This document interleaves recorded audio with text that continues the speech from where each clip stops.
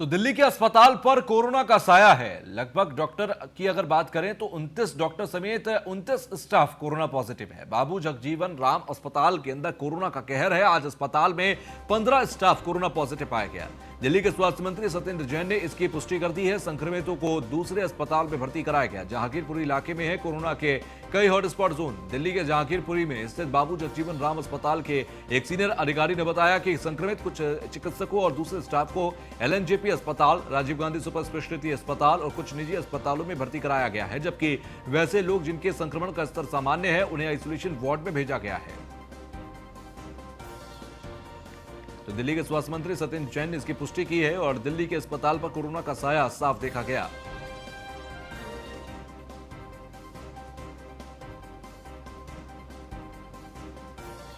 तो बाबू जगजीवन राम अस्पताल का कोरोना का कहर साफ देखा गया। आपको बता दें कि जहांगीरपुरी की अगर बात करें तो वहां पर कई हॉटस्पॉट जोन हैं और ऐसे में एक ही अस्पताल की अगर बात कर ले तो डॉक्टर समेत कई वहां पर स्वास्थ्य कर्मी इस कोरोना के कहर की चपेट में हैं। एसोसिएट एडिटर ब्रजेश श्रीवास्तव हमारे साथ जुड़ गए हैं। ब्रजेश, जहांगीरपुरी की खास तौर से बात करें, यहाँ कई हॉटस्पॉट केंद्र हैं और साथ ही साथ अगर देखा जाए बाबू जगजीवन राम अस्पताल जो है उसके अंदर भी कई स्टाफ के लोग इससे संक्रमित हैं। क्या जानकारी है वहां से फिलहाल?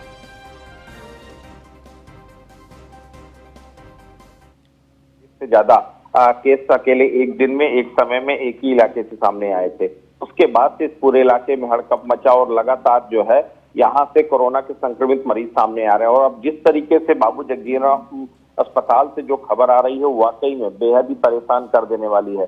सबसे बड़ी बात यह है कि अब तक इस अस्पताल के 29 जो कर्मचारी हैं, जिसपे डॉक्टर और अन्य मेडिकल स्टाफ है, उनके संक्रमित पाए जाने का जो है अब तक खुलासा हुआ है। सबसे बड़ी बात यह है कि आज भर में 15 मरीज इसमें सामने आए हैं। ऐसे में दिल्ली के अस्पतालों में अगर इतने जबरदस्त तरीके से कोरोना संक्रमित केस सामने आ रहे हैं मेडिकल स्टाफ में, तो वो बेहद ही चिंताजनक स्थिति है। इससे पहले हम लोगों ने देखा था आरएमएल में भी कुछ स्टाफ कोरोना संक्रमित हुआ था, राजीव गांधी कैंसर हॉस्पिटल में भी हुआ था।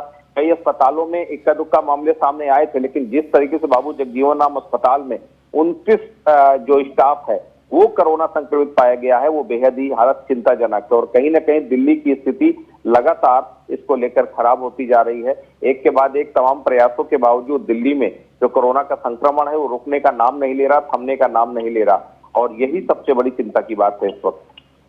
लेकिन साथ ही साथ अगर देखें दिल्ली के अंदर जिस तरीके से मार्केट्स को लेकर भी ये कहा गया, गृह मंत्रालय की तरफ से मार्केट खोलेंगे, लेकिन साथ ही साथ ये भी दिल्ली गवर्नमेंट की तरफ से कहा गया कि ये परमिसिबल नहीं है, अभी कोई भी मार्केट नहीं खोलेगा, दिल्ली सरकार नहीं खोलने जा रही। क्या स्थिति अभी है दिल्ली के ग्राउंड की अगर बात करें, वहां पर क्या स्थिति है? जहांगीरपुरी की बात हमने की, दूसरे इलाके किस तरीके से अभी सिक्योर्ड हैं?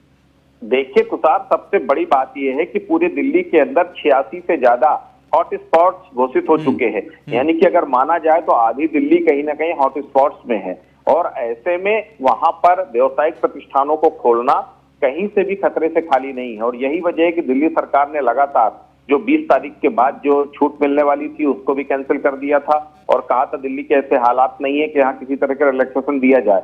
इसी के साथ अब आज से जो व्यवसायिक प्रतिष्ठानों को खोलने का गृह मंत्रालय द्वारा दिया गया है उसको भी जो है दिल्ली सरकार ने डिनाई कर दिया और साफ तौर पर कहा कि दिल्ली में स्थिति ऐसी नहीं है, क्योंकि कमोबेश पूरे 11 जिलों में दिल्ली के हॉटस्पॉट्स हैं। ऐसे में कहीं पर भी हम व्यवसायिक प्रतिष्ठानों को खोल करके हम रिस्क नहीं ले सकते। हमारे पास इस समय कोरोना का संक्रमण जिस तेजी के साथ, ये कहिए कि कम्युनिटी लेवल की रफ्तार के साथ दिल्ली के अंदर जो है कोरोना संक्रमण के मामले सामने आ रहे हैं, जहाँ कहीं पर इकट्ठे 15-20 आ रहे हैं, कहीं यहाँ पर 40-42 आ रहे हैं, इस तरीके से अगर संख्या आ रही है तो ऐसे में अगर व्यवसायिक प्रतिष्ठानों को खोला जाएगा तब और ज्यादा बुरे हालात हो सकते हैं। ऐसे में दिल्ली सरकार ने फैसला किया है कि वो दिल्ली के अंदर फिलहाल किसी तरह के रिलैक्सेशन नहीं देने जा रही है, और बल्कि हॉटस्पॉट्स को और बढ़ा करके जो है सख्ती के साथ वहां पर जो है लॉकडाउन को लागू करवाया जा रहा है। ठीक है, चलिए, बहुत बहुत शुक्रिया हमसे जुड़ने के लिए, बातचीत करने के लिए।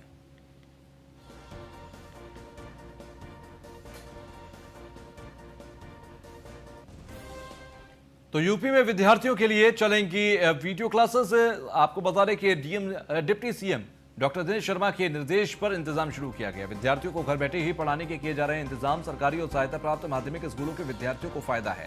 यूपी में अब वीडियो क्लास के माध्यम से पढ़ाई होगी। माध्यमिक शिक्षा विभाग के बात करें तो तीन टीमों का गठन किया गया है। चैनल समन्वय, कंटेंट वेरिफिकेशन सहित 3 टीमों का यहां पर गठन किया गया है। ये 3 टीमें ही इस पूरी व्यवस्था को संभालेंगी। Deputy CM doctor Dinesh Sharma के निर्देश पर टीमों का गठन हुआ है। तो माध्यमिक शिक्षा विभाग ने 3 टीमों का गठन किया है। ये 3 टीम ही इस पूरे प्रक्रिया को संभालेंगी और चैनल समन्वय, कंटेंट वेरिफिकेशन टीम भी बनाई गई है। इसके अलावा deputy CM doctor Dinesh Sharma के निर्देशों पर टीमों का गठन हुआ है और यूपी में विद्यार्थियों के लिए अब वीडियो क्लासेस चलाया करेंगी। हमारे असिस्टेंट एडिटर आलोक राय हमारे साथ लखनऊ से जुड़ गए हैं। आलोक, अगर देखें तो वीडियो क्लासेस तमाम विद्यार्थियों के लिए चलाई जाएंगी जिससे कि स्थिति को बेहतर किया जा सके और इस पूरे लॉस को अगर देखें लॉकडाउन के दौरान जो पढ़ाई को लेकर हुआ उसको रिकवर किया जा सके, क्या जानकारी?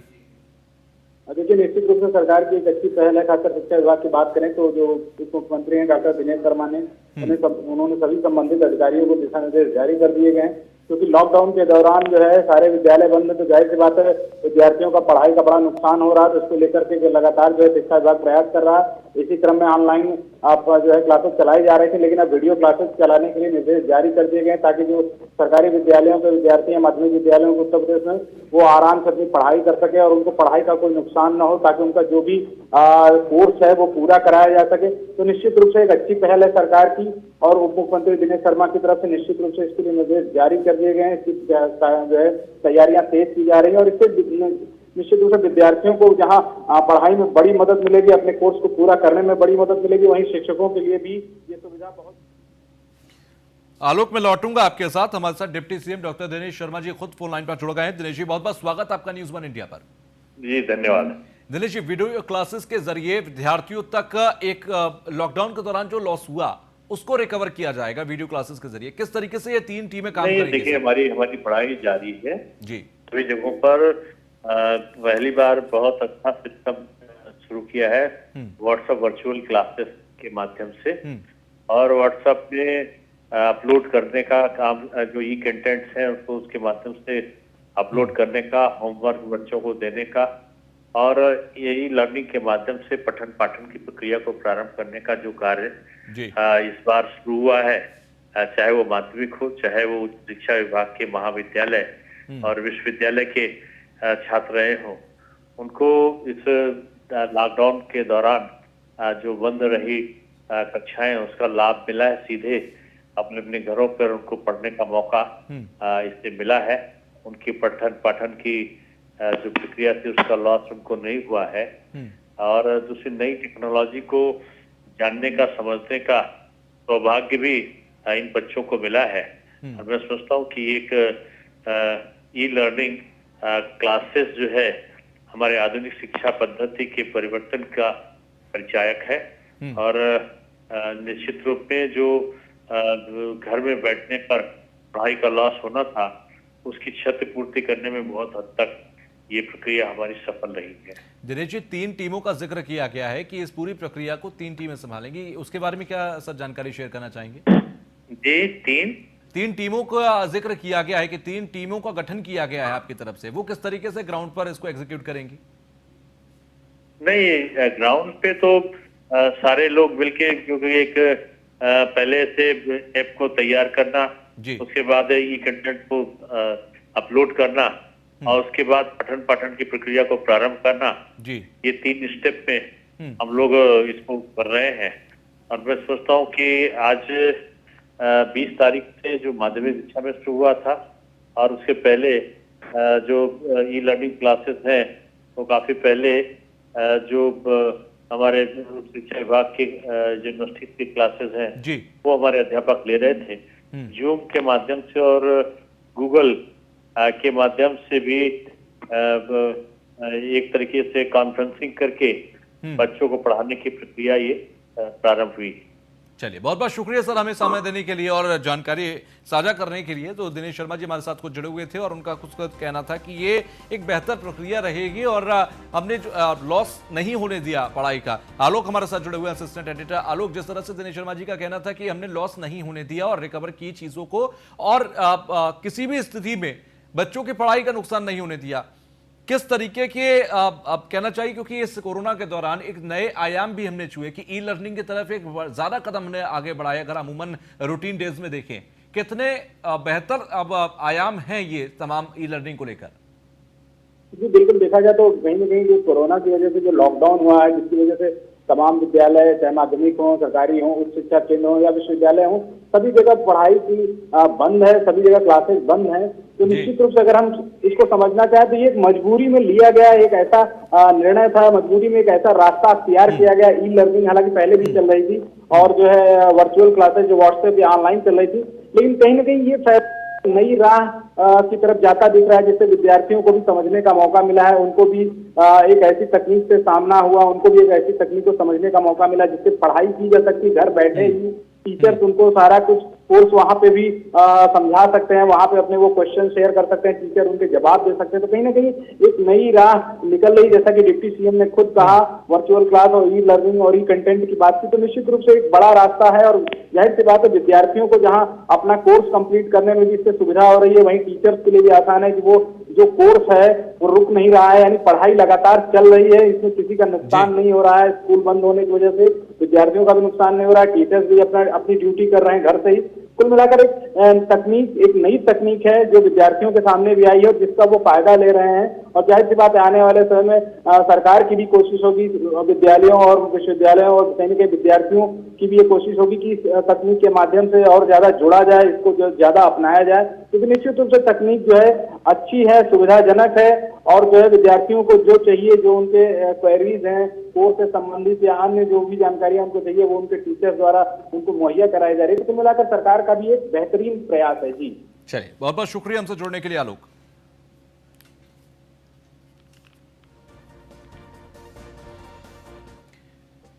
ब्रेक के बाद एक बार फिर आप सभी का स्वागत। कर्मचारियों और अधिकारियों के लिए एक बड़ी खबर यह है कि यूपी में भत्ते नहीं मिलेंगे, डीए पर रोक लगा दी गई है। महंगाई भत्ता राहत का भुगतान नहीं होगा, कर्मचारियों और पेंशनर्स को डीए नहीं मिलेगा।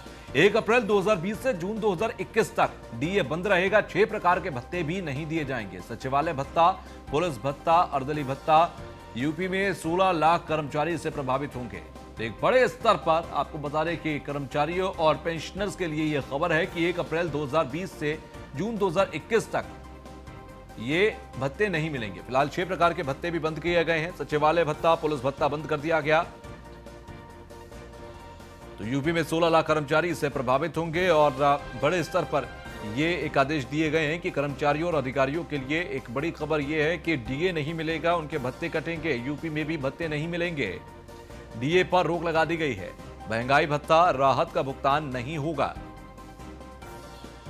साथ ही साथ कर्मचारियों और पेंशनरों की अगर बात करें तो डीए उन्हें नहीं मिलेगा। 1 अप्रैल 2020 से जून 2021 तक डीए बंद रहेगा। कुल मिलाकर 6 तरह के भत्ते हैं जिनको रोका गया है।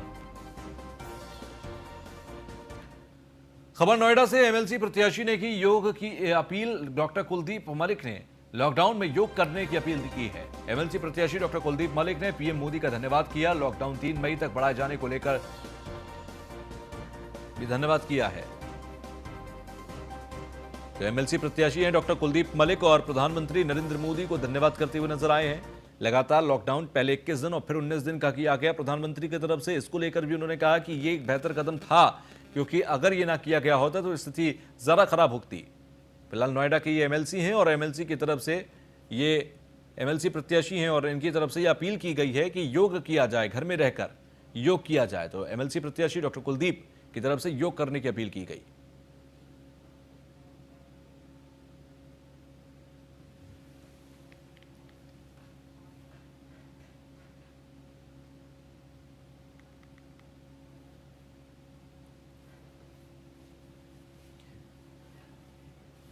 तो डॉक्टर कुलदीप मलिक ने लॉकडाउन बढ़ाने को लेकर प्रधानमंत्री की उस दूरदर्शिता को लेकर उन्होंने कहा कि ये एक बेहतर कदम था। साथ ही साथ योग करें, योग करने से आपकी प्रतिरोधक क्षमता जो है वो बेहतर होगी, आपका स्वास्थ्य बेहतर होगा। और अगर आपकी प्रतिरोधक क्षमता, इम्यूनिटी सिस्टम अगर स्ट्रांग है, मजबूत है, तो फिर आपको कोरोना परेशान नहीं कर सकता। आपको कोरोना के जो चांसेस है बहुत कम हो जाएंगे। ऐसे में नोएडा के अंदर एमएलसी प्रत्याशी डॉक्टर कुलदीप की तरफ से योग करने की सभी से अपील की गई है। सभी से ये अपील करते हुए उन्होंने कहा कि ज्यादा से ज्यादा लोग योग करें, जिससे कि उनके प्रतिरोधक क्षमता मजबूत रहे और कोरोना से बचाव रहे।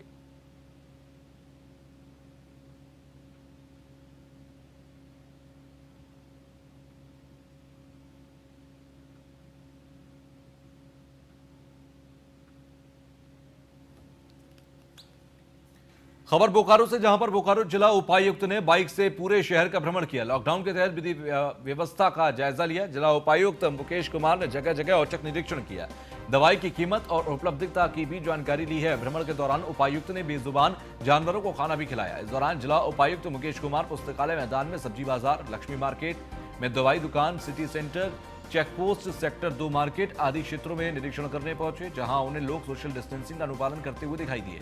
वहीं कुछ लोगों के हेलमेट नहीं पहने और कुछ के बगैर मास्क के रहने के कारण सख्त हिदायत दी गई। कोरोना संक्रमण से खुद को बचें और अपने परिवार को भी बचाएं। उपायुक्त ने दवाई दुकान में दवाई की कीमत और उपलब्धता की भी जानकारी ली। इसी क्रम में उन्होंने कई दवा दुकानों पर सैनिटाइजर बाहर रखने के निर्देश दिए हैं, ताकि ग्राहक की भी इस्तेमाल कर सके। मास्क का सही मूल्य पर बिक्री का भी अवलोकन किया। भ्रमण के दौरान उपायुक्त ने बेजुबान जानवरों को खाना भी खिलाया।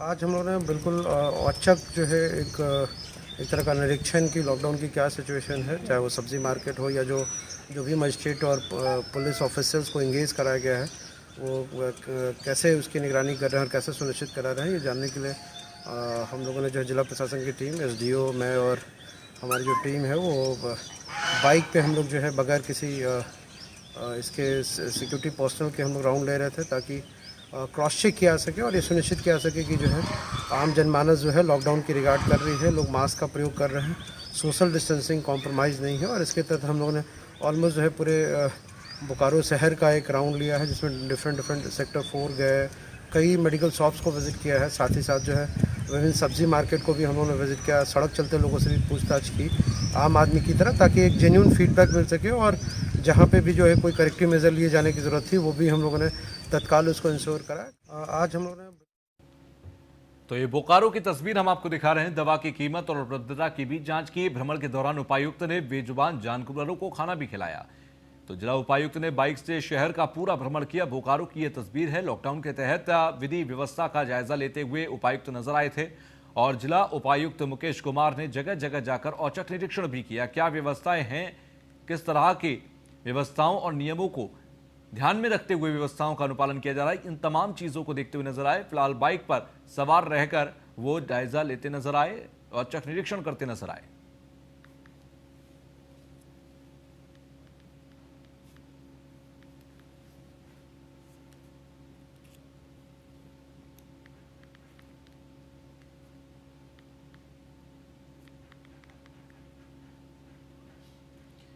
तो वैश्विक महामारी कोरोना से जहां पूरी दुनिया जूझ रही है, तो वहीं भारत भी इससे अछूता तो है नहीं। भारत में भी 21 और 19 दिन के लॉकडाउन किया गया, जहां हर व्यक्ति अपने तरीके से लोग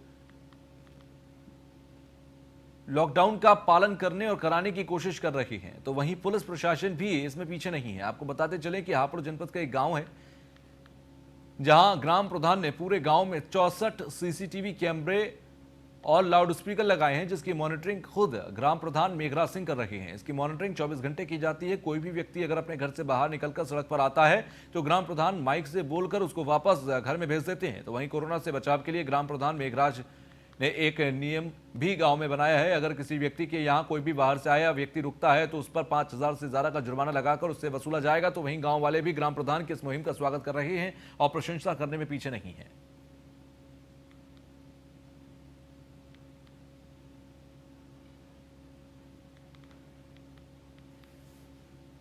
तो हापुड़ का ये गांव है और 64 कैमरे यहां पर इन्होंने पूरे गांव के अंदर लगाए हैं।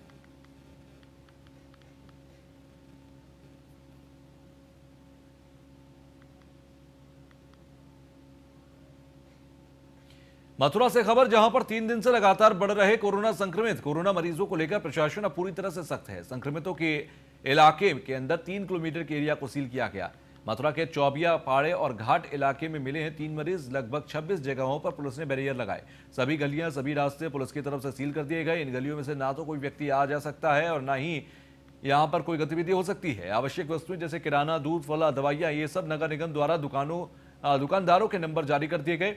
आवश्यक वस्तुओं की सप्लाई अब होम डिलीवरी के द्वारा की जा रही है। सील किए गए एरिया में पुलिस ड्रोन द्वारा नजर रख रही है।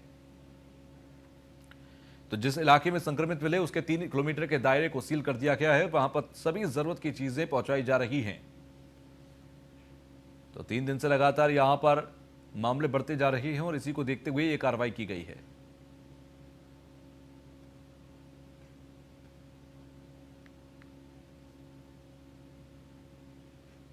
पहले बताया गया था कि जोगियापाड़ा और लालगंज के अंदर जो 2 कोरोना पॉजिटिव मरीज हैं, उसी के संबंध में ये पूरा एरिया है जो आपका बंगाली घाट से लेकर होली गेट, डीप गेट और फिर मसानी और गोकर्ण किराया के दाएं और का एरिया है, पूरे को सील कर दिया गया है।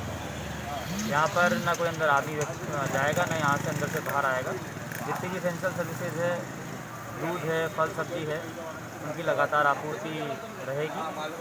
और पहले हमने टाइमिंग इसकी सुबह 6 से 8 और शाम को 4 से 6 करी थी आपूर्ति की, लेकिन अब हम उसे सुबह लगातार 8 से शाम को 6 बजे तक इसकी आपूर्ति सुनिश्चित करवाएंगे। पहले बताया खबर आगरा से, जहां पर लॉकडाउन का उल्लंघन करने पर नोटिस चस्पा किया गया। पुलिस ने मामले में मकान पर किया चस्पा नोटिस। झगड़ा करने वाले दोनों पक्षों के खिलाफ पुलिस ने एक केस दर्ज कर कार्रवाई की है।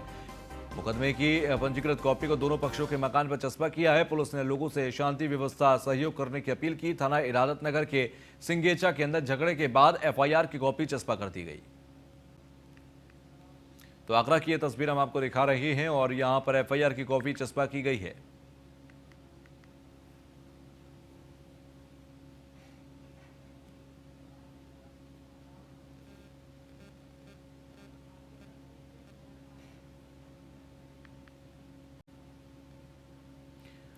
खबर अलीगढ़ से है, जहां पर नोएडा की गलगोटिया यूनिवर्सिटी में फरार होकर कोरोना का संदिग्ध व्यक्ति अपने गांव पहुंच गया है। आपको बता दें कि नोएडा की गलगोटिया यूनिवर्सिटी में सोनू नाम का व्यक्ति क्वारंटाइन में था। वो वहां से 4 लोगों के साथ फरार हुआ, जिसमें सोनू का नाम का व्यक्ति अपने गांव में 4 दिन पहले पहुंचा और वहीं उसकी तलाश में पुलिस काफी दिन से लगी हुई थी।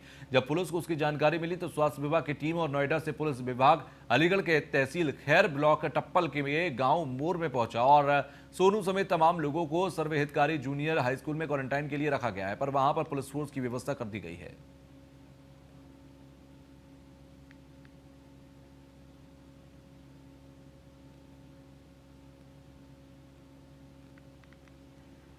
तो अलीगढ़ के खैर ब्लॉक के टप्पल गांव की ये शख्स है जो कि अपने यहां गलगोटिया यूनिवर्सिटी के क्वारंटाइन सेंटर में था। यहां से फरार हुआ और उसके बाद अपने घर पहुंचा, जिसके बाद पुलिस ने उसे क्वारंटाइन दोबारा किया है।